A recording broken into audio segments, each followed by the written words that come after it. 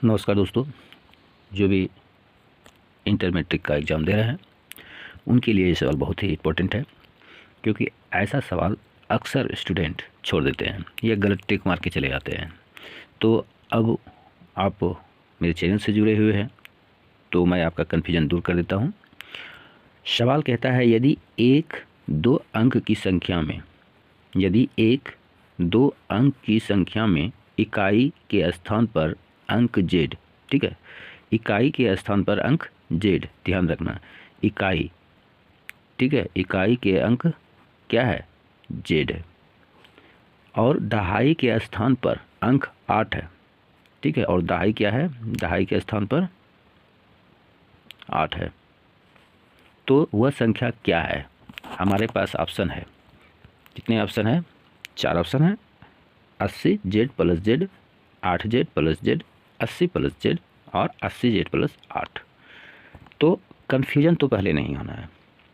सबसे पहले अगर ऐसा संख्या रहेगा तो सवाल जिस तरह से कहता है उस तरह से मान लीजिए, यदि एक दो अंक की संख्या में इकाई के स्थान पर अंक जेड है और दहाई के स्थान पर अंक 8 है, तो पहले तो लिखेंगे दहाई के अंक गुना एक क्या है, इकाई, अब प्लस कहता है कि इकाई के स्थान पर, ठीक है, तो इकाई जो है मेरा क्या है, जेड है।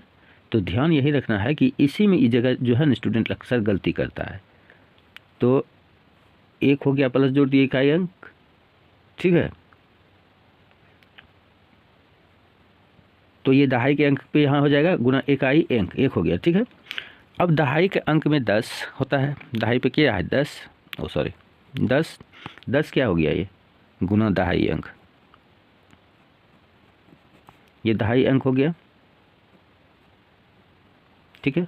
अब दहाई अंक में कितना जोड़ा है, एक इकाई अंक जोड़ा है, एक इकाई होता है गुना इकाई, लिख दीजिए इकाई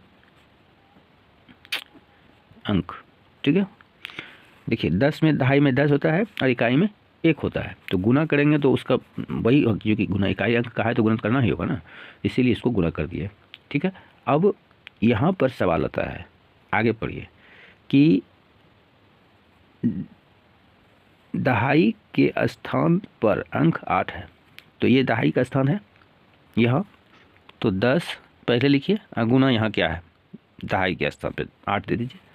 अब प्लस 1 इकाई के स्थान पे है और ये इकाई के स्थान पर जेड है, तो इकाई का अंक ये है, इकाई के स्थान पे जेड लिख दीजिए, ठीक है।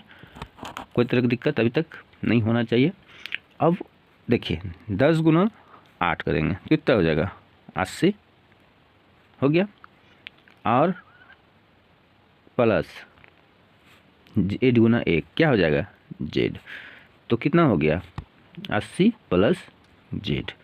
अगर ऐसा कोई ऑप्शन में है तो आप उसे बेहिचक आंसर मान लीजिए ऑप्शन नंबर सी, ठीक है, यही इसका आंसर होगा और इसी तरह से बनाना होगा।